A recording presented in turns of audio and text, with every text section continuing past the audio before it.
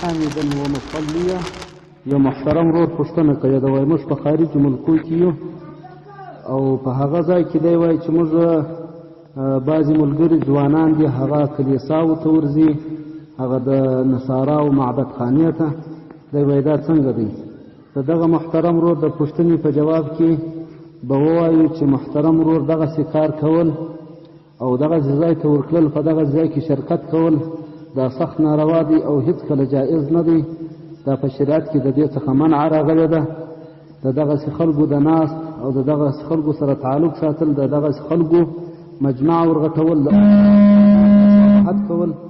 دا ټول به د ګناه څخه خالی نه وي او بلکې قریب لا سړی به دې ته دی چې خدای نه کرده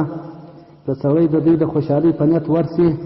نو بیا خو ګر سره د کفر خطره ده سړی په کافر کېږي په لحاظ زموږ محترم مسلمانان ورونه چې په خارجي ملکونو کې دي هغه د دغسې ځایو څخه د دوی د اخترانو څخه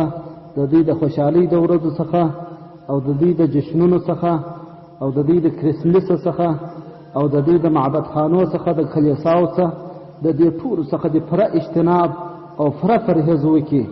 او که چیرې داسې نه وي خدای نه کرده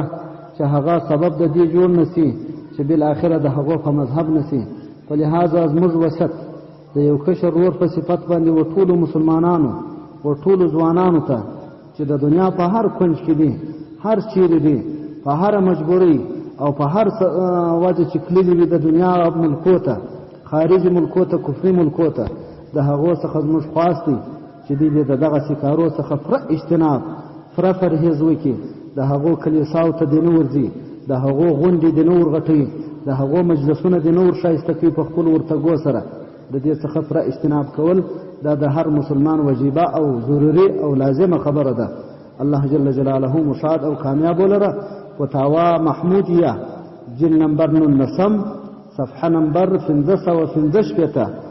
بیا در 1515 یا پرې مکمل دا بحث دی والسلام علیکم ورحمة الله وبرکاته